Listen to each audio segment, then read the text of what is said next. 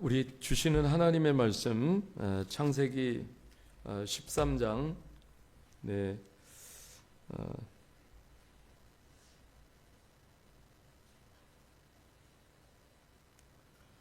우리 창세기 13장 14절 15절 말씀 두 절만 같이 읽겠습니다.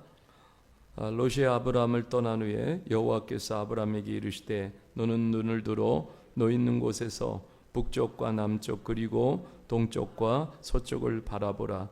보이는 땅을 내가 너와 내 자손에게 주리니 영원히 이르리라. 아멘. 오늘 말씀의 제목은 서로 다른 길을 가는 이유, 이런 제목으로 하나님의 말씀을 나누겠습니다.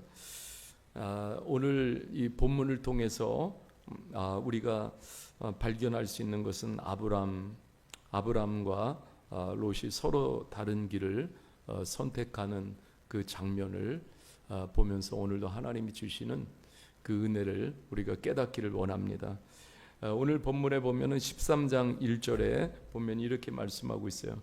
아브라함이 애굽에서 그와 그의 아내와 모든 소유와 롯과 함께 네겝으로 올라가니, 이렇게 13장 1절은 시작하고 있습니다. 아브라함이 어디에서 나왔어요?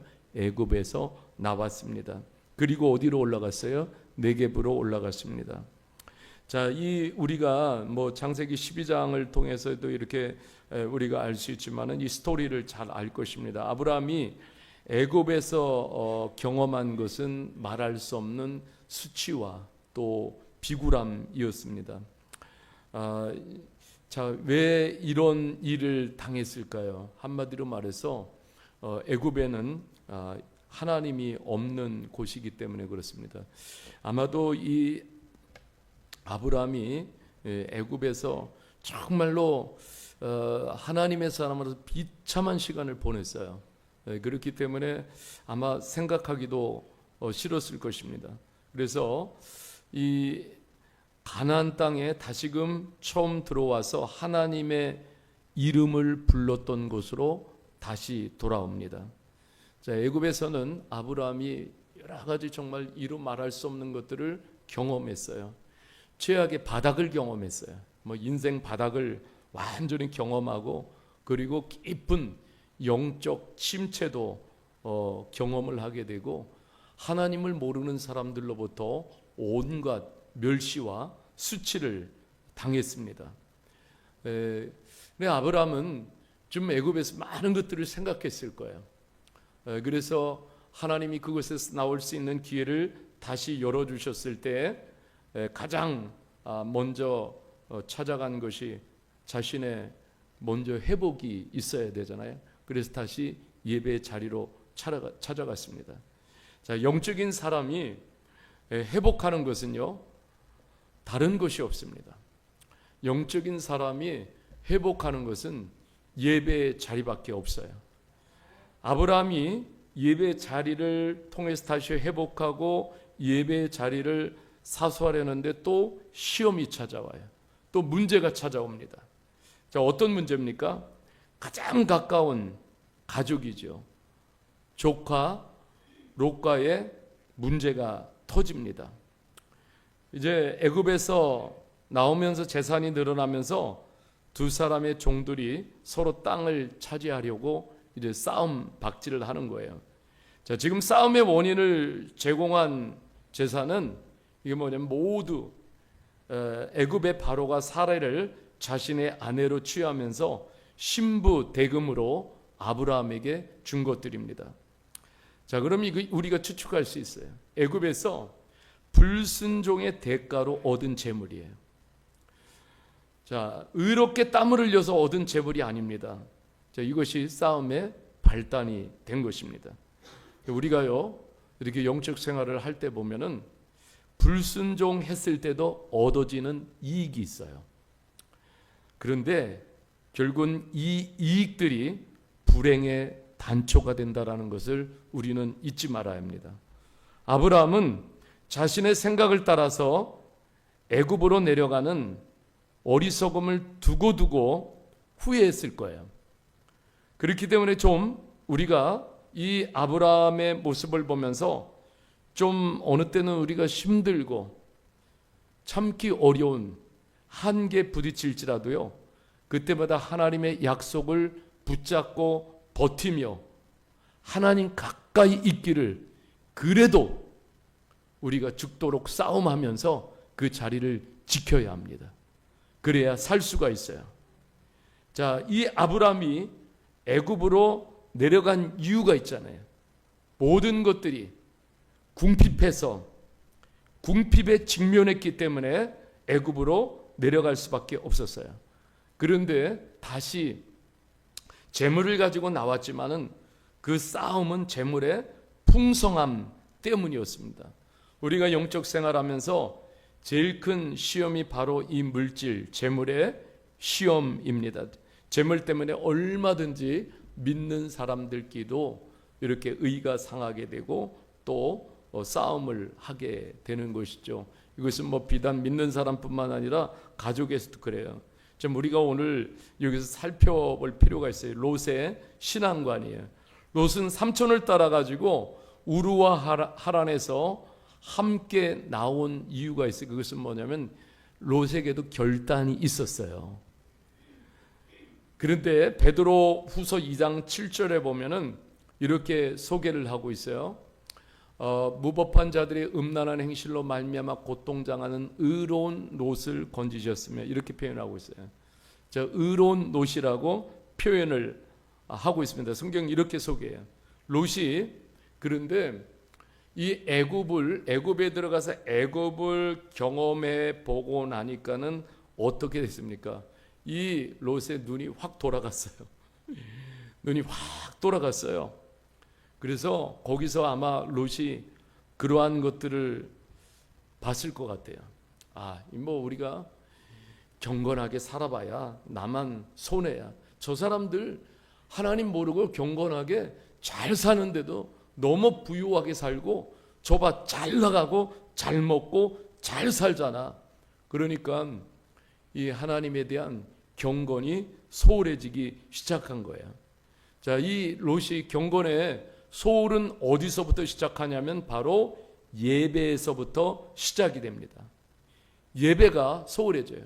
성경에 보면 롯이, 여러분, 우르를 나와가지고 하란을 거쳐서 약속의 땅까지 가면서 롯이 예배를 드렸다라는 그러한 장면이 성경에 소개되지 않습니다.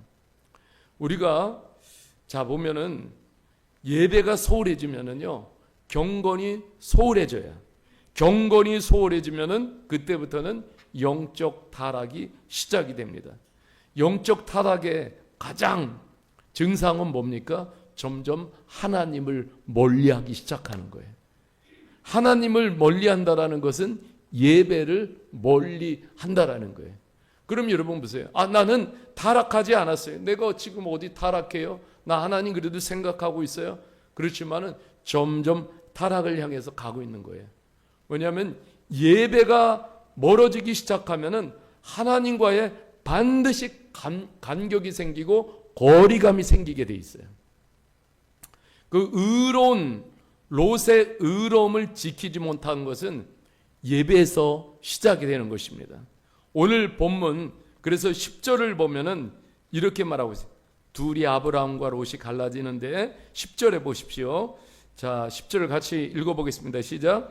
이에 롯이 눈을 들어 요단 지역을 바라본즉 소알까지 온 땅의 물이 넉넉하니 여호와께서 소돔과 고모라를 멸하기 전에 있으므로 여호와의 동산 같고 애굽 땅과 같았더라. 자, 여기 보면은 경건성을 잃어버리고 영적인 모든 시각을 잃어버리고 분별력을 잃어버리니까는 롯이 그 땅을 주시하고 있는데 그 땅이 여호와의 동산과 같고 애굽 땅과 같았더라.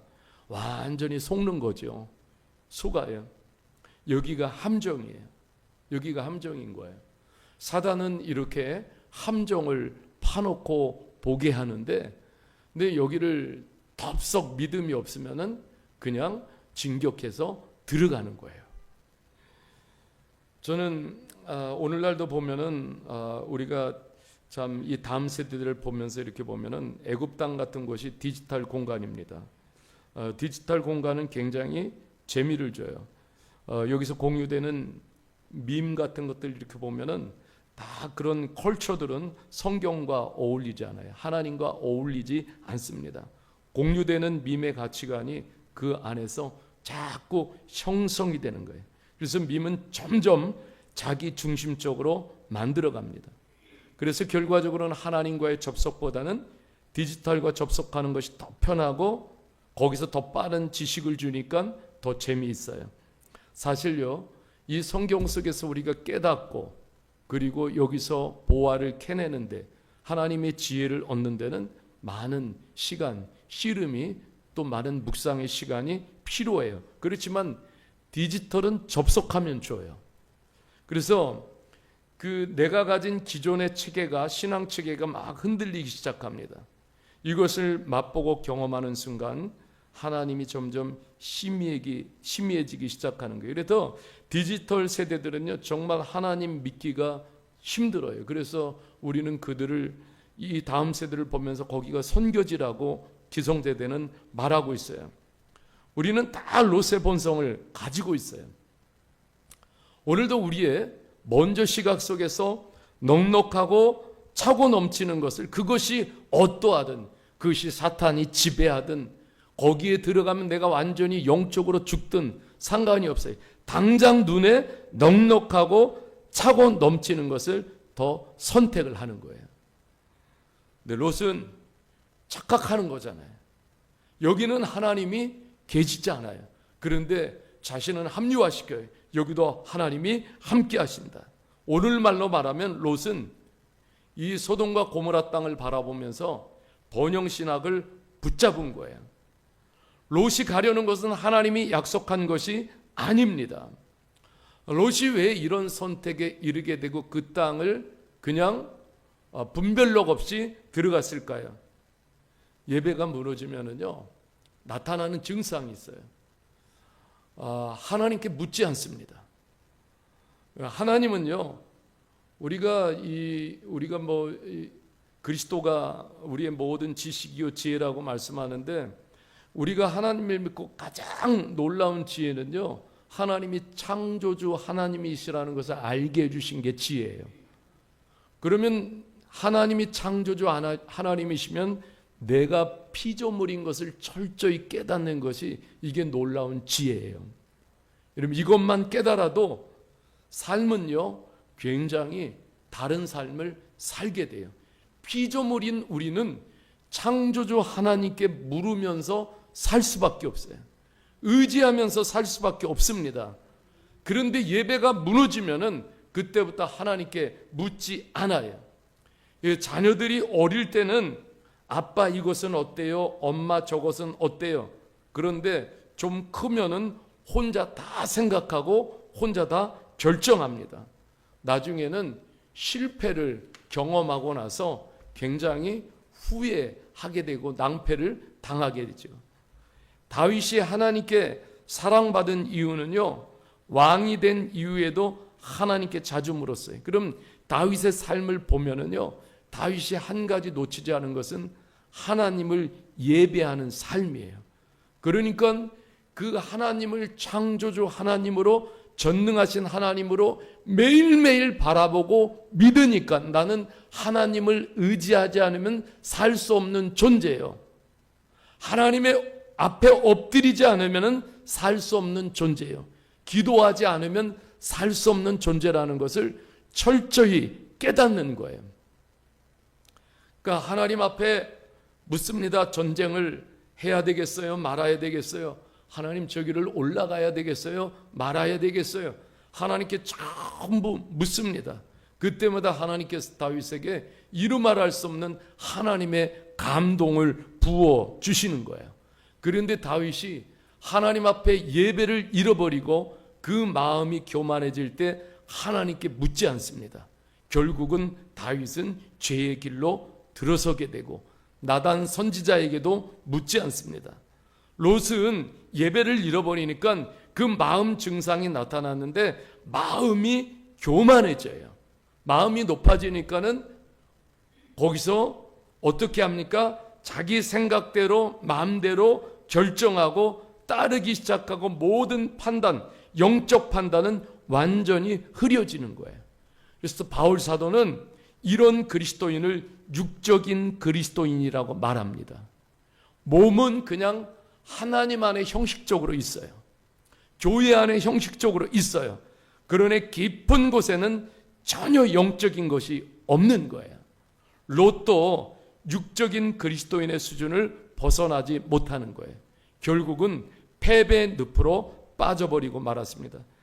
여러분 보세요. 이렇게 롯이 하나님을 잃어버리고 롯이 결국은 모압과 암몬의 조상이 되는데, 모압과 암몬 족속은 하나님을 대적하는 제1순위에 서 있는 사람들이 되고 마는 거예요. 그런 삶으로 그냥 몰락하고 마는 것입니다.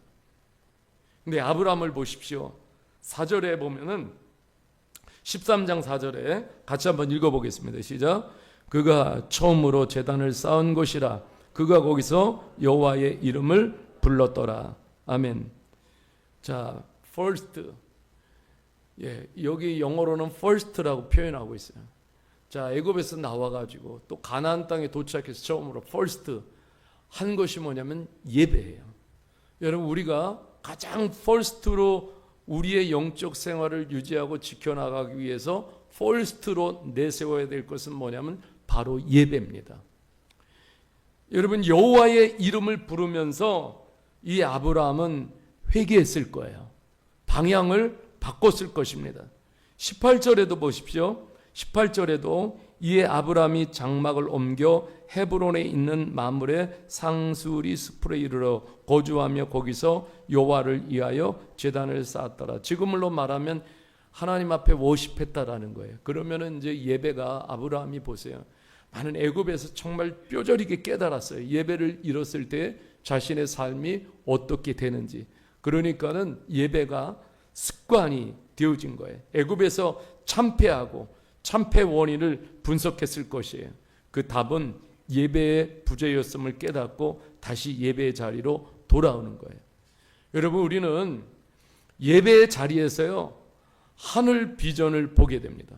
성경에 나오는 하나님의 사람들을 하나같이 유심히 살펴보고 그리고 묵상해 보십시오.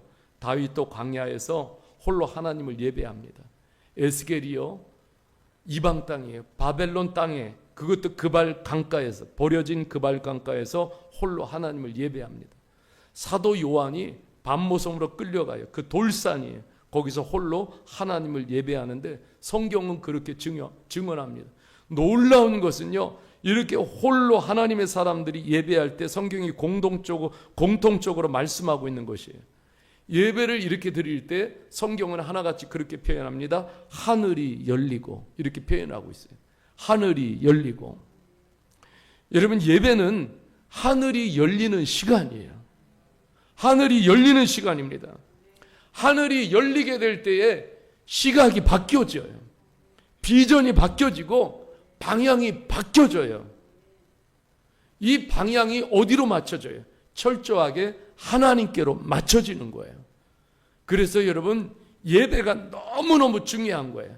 바울 사도가 골로새 지역에 들어가지는 않았지만은 골로새 지역에 교회를 세워진 것을 알아요. 그런데 소식을 들으니까 이 골로새 교인들이, 교회는 세워지고 교회는 이렇게 다니고 있는데, 그런데 그들이 다 어디에 집중하고 있어요?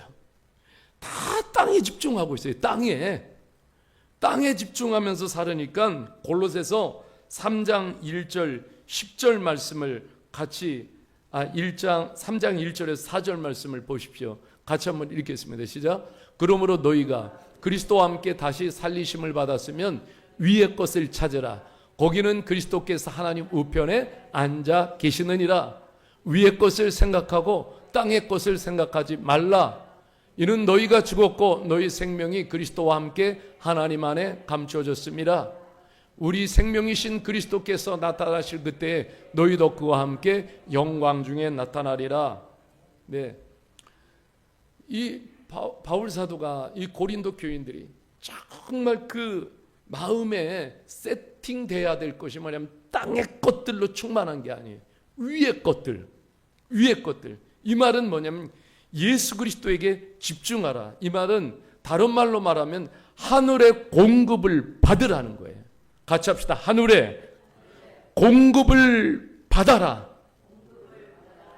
여러분, 영적인 사람들이요, 하나님의 교회가, 하나님의 사람들이 하늘의 공급을 받지 않으면은 그럼 어떻게 영적 생명을 유지할 수 있겠어요? 교회의 생명을 어떻게 유지하겠습니까? 세상에 온통 마음을 다 쏟아붓지 말라라는 거예요. 아니, 우리가 하나님의 자녀가 세상의 공급만 받아서 살려고 하면은 그 문제 있는 거 아니겠어요? 그러면 나중에는요, 세상이 영적인 것까지 다 탈취해 가버립니다. 세상이 주는 강력한 메시지가 뭡니까? 오늘날 내 마음대로 마음껏 살아라. Enjoy yourself. 내가 주인 되어서 살아. 그 메시지대로 살면은요, 그때부터는 세상에 끌려가는 인생이 되고 마는데, 롯도 마찬가지예요. 이렇게 세상에 끌려가고 세상에 취해서 살아가게 되는데, 그는요 자기 정체성을 완전히 잃어버려요. 자기는요, 참 우리가 보면 이 세상으로 우리가 보냄받은 자잖아요. 예수님도 하나님께서 세상으로 보내셨고, 우리도 이 세상 한복판으로 보내셔서 예수가 그리스도심을 선전하라고 하나님께서 우리를 불러주셨어요. 그런데 우리가요, 세상에 취하면은 완전히 잃어버리는 거예요. 여러분, 세상의 권세는 한 번 잡으면은 쉽게 놓아주지를 않습니다. 그래서 완전히 세상 중독이 되게 만들어서 결국 폐인으로 가게 만드는 것이죠. 우리가 세상 능력에 의지해서는 결코 하나님의 사람으로 오르게 바르게 살 수가 없습니다. 우리는 그래서 예배를 통하여 성령님의 능력을 의지해야 돼요. 그때 성령님께서 우리들에게 능력을 주시고 예배를 정말로 우리가 마음과 뜻과 정성을 다해서 드릴 때에 우리 성령님께서 우리에게 놀라운 세상이 가질 수 없는 성령의 감동을 우리에게 담아 주시는 거예요. 그것이 남다른 삶을 사는 이유가 되는 거예요. 아브라함과 롯이 다른 길을 간 이유는 단 하나예요. 예배에 성공하느냐, 예배에 실패하느냐, 그것이 큰 갈림이 되어진 것이죠. 여러분, 우리가 지금 4차 혁명 시대 속에서 살아도요, 불패하지 말아야 될 것은 바로 예배입니다. 여러분, 우리는 이 성경을 보면은요, 신앙 여정의 최종 목적지에도 존재하는 것이 뭡니까? 그것은 영원한 예배예요. 할렐루야. 영원한 예배예요. 그래서 예수님께서 우리에게 주신 비전이 모든 민족이 하나님을 예배하게 될 때, 그때가 선교의 완성이 되어지는 때예요. 그래서 여러분, 그리스도인으로 사는 동력은 예배에 있습니다. 예배는 나의 인생을 하나님 앞에 완전히 쏟아붓는 시간이에요. 하나님께서 우리에게 승리의 깃발을 들려주시는 시간이고 하나님의 통치가 임하는 시간이에요. 존 파이퍼 목사님은 이렇게 말했어요. 예배로 열방을 향해 가라. 예배로 열방을 향해 가라. 예배하면서 열방을 향해 가라는 거예요. 여러분, 갈라디아서 3장 8절 9절 한번 읽어보겠습니다. 또 하나님이 이방을 믿음으로 말미암아 의로 정하실 것을 성경이 미리 알고 먼저 아브라함에게 복음을 전하되 모든 이방인이 너로 말미암아 복을 받으리라 하였느니라. 그러므로 믿음으로 말미암는 자는 믿음이 있는 아브라함과 함께 복을 받느니라. 아멘. 오늘 생각을 해봤어요. 자, 여기 아브라함이 받은 복 중의 복은 예배의 복도 포함되어 있습니다. 수많은 영적인 복이 있지만은 그 중에 하나가 예배의 복이에요. 아브라함의 복을 담고 열방으로 나가야 되는 것이죠. 아브라함은 시련을 통해서 깨달은 것이 예배였습니다. 롯은 애굽의 화려함을 보고 그 화려함 때문에 그 애굽을 선택하고 소돔과 고모라를 선택하고 완전히 예배를 잃어버리게 됩니다. 그러면서 너무 다른 길을 갖고 다른 결과를 만들어 내게 되는 것이죠. 하나님이 우리에게 주신 최고의 복은 바로 예배의 복인 줄 믿습니다. 평생 예배자가 되기를 주님의 이름으로 축복합니다. 과연 우리는 누구를 예배해야 하는가? 롯과 같이 세상인가? 아브라함처럼 하나님인가? 저는요, 성경을 통해서 하나님이 이스라엘 백성들에게 심어주려고 했던 것은 예배에 대한 DNA예요. 그래서 광야를 나와서 제일 먼저 하나님께서 성막을 세우시고 거기서 예배 훈련을 시키십니다. 광야 40년 동안 훈련시키는 것이 예배예요. 바벨론을 끌려가도 거기에서 하나님이 훈련시키는 것이 또 예배입니다. 예수님께서 이 땅에 오셔서 뭐라고 말씀하셨어요? 하나님께서 예배하는 자를 찾으시는데 신령과 진정으로 예배하는 자를 찾으신다고 말씀하고 있어요. 그러니까 여러분, 예배에 대한 DNA가 다음 세대에도 자녀들에게 심겨져야 될 것은 예배에 대한 DNA예요. 여러분, 예배만이 거룩한 사람의 정체성을 지켜나갈 수가 있습니다. 예배를 잃어버리면 결코 거룩한 사람으로서 정체성을 지켜나갈 수가 없어요. 여러분, 정체성은 습관과 같이 간다는 말이 있습니다. 우리가 그리스도의 정체성, 예배의 습관과 같이 가는 것입니다. 예배자가 하나님의 복을 이어받습니다. 우리는요, 또 다른 누군가에게, 그것이 열방 사람이든 하나님의 복을 다 이어줘야 돼요. 여러분, 이것이 바로 저는 예배의 복이라고 믿습니다. 이것이 최상의 복인 거예요.